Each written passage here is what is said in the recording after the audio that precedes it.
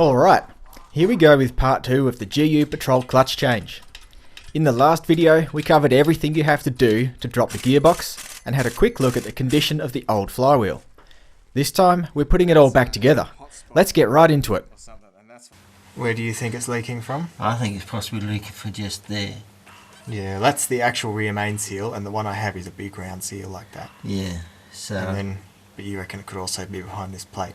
No, I'd say it possibly could be between this housing and here, but I think that's unlikely. While he got into changing the rear main seal, I started pulling apart the gearbox to replace the input and output shaft seals.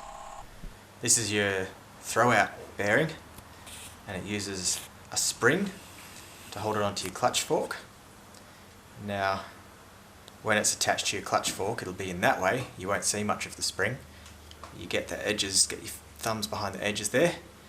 You just push that spring out, and then that just slides straight off the shaft.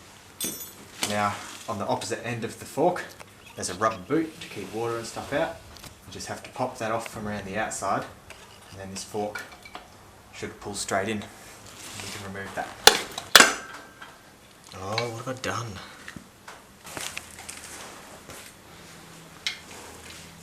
So when you're undoing things that have a lot of bolts, you should undo it in a crisscross type pattern.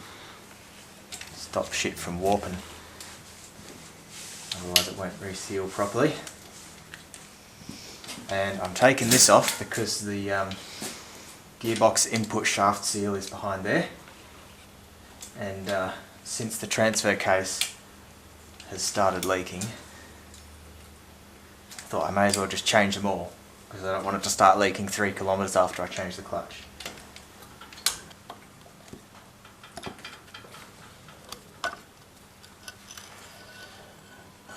Off comes the cover. There's the oil seal I'll be replacing. Doesn't look leaky. Won't be for another 360,000 Ks. Oh. It was hidden by dirt, but if you're changing that gearbox input shaft seal, they put a little hole there where you can just slip your screwdriver or something down there and you punch the seal straight out. That's our new seal. With any seal, put a bit of oil around it. Make it go in a bit better, won't bind up and all that madness. This is a tricky one because it's being inserted the opposite way to what you normally would. I choose a socket with a base that's about the same size as the seal. And because this one's got an open top, use a piece of wood.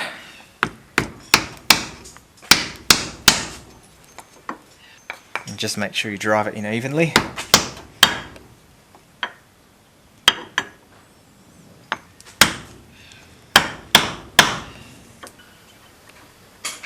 Just a little bit to help the gasket reseal. This stuff is just a gasket sealant, used in conjunction with a paper gasket to help it seal better. A little bit of gasket sealant either side of that gasket. Doesn't say you have to, but I'm not taking the risk. A little bit of that. Just stick that back on. Something I forgot to do, I want to put a little bit of oil around that shaft, so as the seal doesn't cook or something. Give it a bit of lubrication. Now I'm just putting it back the way I found it and torquing up the bolts following the same crisscross pattern as before. Okay, so this transmission can be split into like 5 million pieces. And we were unsure whether we split it here or here, because you've got the option of splitting it here, here, here, or here. Turns out that's where you want to split it, to remove the transmission from the transfer case, and we want to do that so as we can replace the seals in here. Getting these apart is pretty simple, just follow the bolts around. That's what I'm doing anyway. Moment of truth, we've got all the bolts off from around the outside there. Got a little crack there, and we're going to pry the transfer and the gearbox apart. Pop. Point there. And another point down here.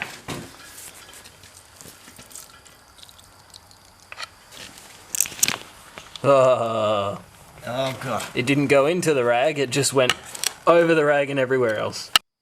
Now we're looking at the front cover of the transfer case, which is much the same deal as the gearbox was.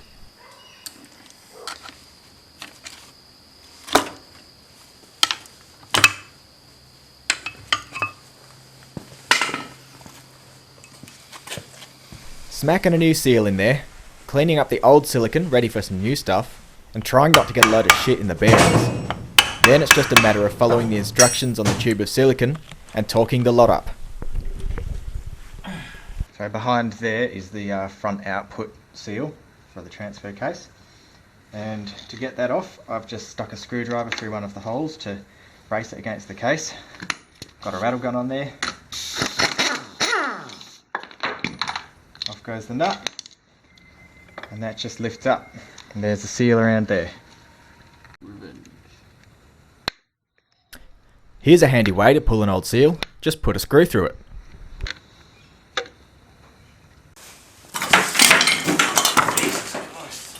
Keep taking dives, Dad.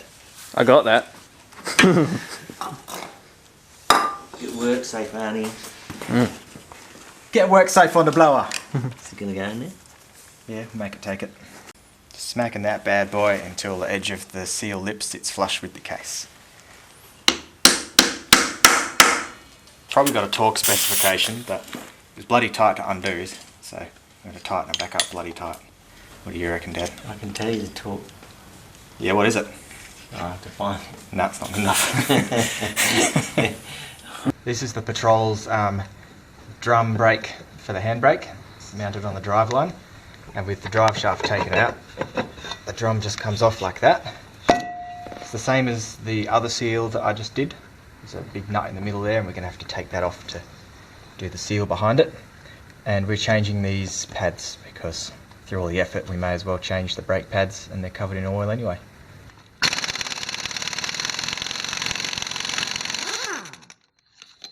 Without a puller. Nope. This one didn't want to just fall off, which is where one of these doovalakis come in handy. I can pull things off as good as the next man, but this one was tight. Drum brakes are the dumbest thing. Whoever invented drum brakes should have invented a time machine as well. That way they could have gone back in time and uninvented the drum brake. Seriously, maybe even take a disc brake back in time too, and say, "No son, you're doing it wrong." But you get the point. I won't try and explain what's going on here. Just maybe take photos so as you know how it all goes back together. So we've had a minor setback, as you always do with this type of job, and I got all the seals to do the job, and the rear transfer case one, the one that's actually leaking, is the wrong one. So I've sent Jake all the way up to Osborne Park, which is an hour and a bit drive from here, where Nissan has a seal, and I'm going to pay $58 for the privilege of getting a new genuine seal that fits. In the meantime, we've got the gearbox and the transfer case back together over here. We've got blue silicone you can just see coming out the sides. You put that in, you finger tighten the bolts up until it just starts to ooze out of the cracks. Then you have to leave it for an hour before you tighten it back up to its proper torque. And another thing I want to show you is the handbrake. We've put the new shoes in here, and this is how you adjust it. You can do this on the vehicle, but while it's off, it's easy to do and it's easier to show you. So that there is your transmission mounted drum brake, and these two holes are for adjustment. Now you can just see the edges of the teeth in there, and this would be the teeth on that are at the top of the brake when it's on the vehicle. You put your screwdriver down in there. These are normally protected by some rubber plugs, but mine went missing ages ago. And you just use a flat-headed screwdriver to lever that little wheel down, and that adjusts the brake shoes outwards. So if your handbrake on your Patrol is having to pull up about 3 kilometres before it actually does any braking, that's how you adjust the thing.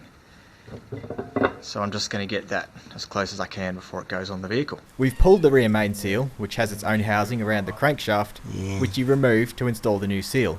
Alright, Now we so have to I'd replace say the pilot sample bearing. set's good. I went out and bought this tool. This is a pilot bearing puller, also known as a spigot bearing, which is the little bearing that your gearbox input shaft spins on. So I went out and bought this tool. It cost me about $50. There's a few methods that you'll read about on the internet, packing it full of wet toilet paper and hammering it in there with a dowel that fits perfect, or the same with grease, but on such an old vehicle and a diesel, I just couldn't see it working for me, so I just spent the money and got the proper tool to try and save some headaches. Seems to be working. Oh, it's alright. There it is. Just that little brass. The new pilot bearing is inserted with a little grease to make it easier. An ideal way to seat the bearing is with a piece of dowel. You don't want to mark that bearing or things will get noisy. We chucked the new rear main seal on, bolted up the flywheel and gave it a once over with brake cleaner to remove the protective oil coating.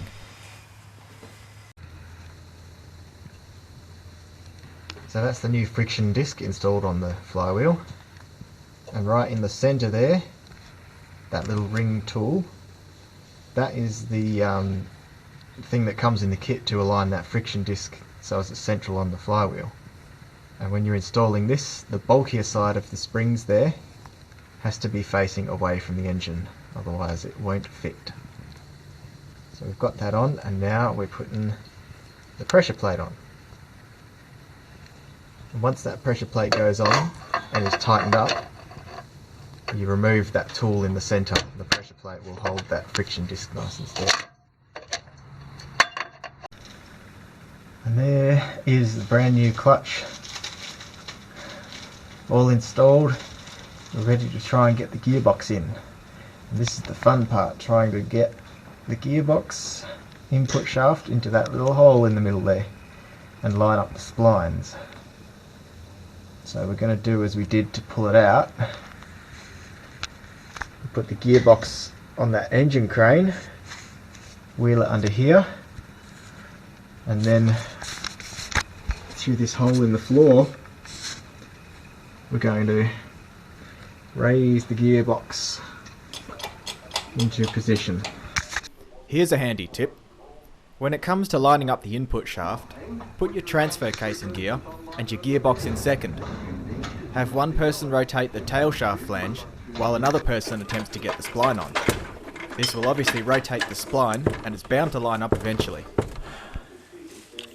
You know the worst thing about using the engine crane?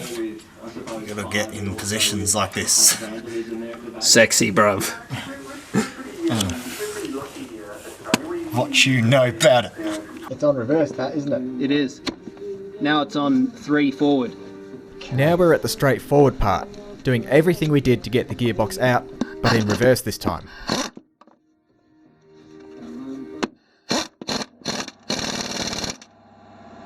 We sent Jake off for a run to get that rear transfer case seal, and rather than wait around for him, we installed it in the vehicle. Not too hard a job. Then the handbrake assembly goes back on, followed by the tail shaft. The starter motor goes back, the wiring needs to be plugged in, the gear levers are reinstalled, the slave cylinder needs to be bled, and the oil, which is only a few thousand k's old, is pumped back in. If you need further clarification on the process, go back and watch part 1 in reverse. It is one very rainy Perth day, which is quite odd for October, and I think I finally finished it. Let's just hop in and see if it actually moves.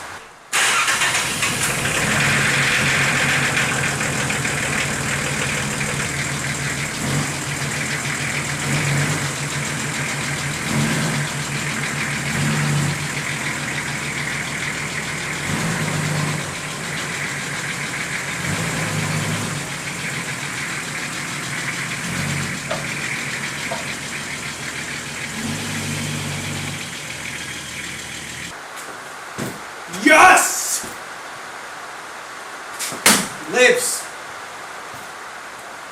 that is how you take nearly an entire week to do the clutch in a patrol. So I guess I'll make some closing statements for you. I recommend that you take this video entirely as a guide and hopefully something that might discourage you from doing your own clutch, because that was a shithouse job. That was difficult. Holy shit, just don't do this. Do not try this at home.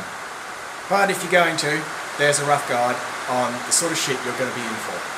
So thanks for watching my extended backyard mechanic episode. The next time you join me for a backyard mechanic, I guarantee it will be nothing as complex as that. I might just keep it to the simple stuff from now.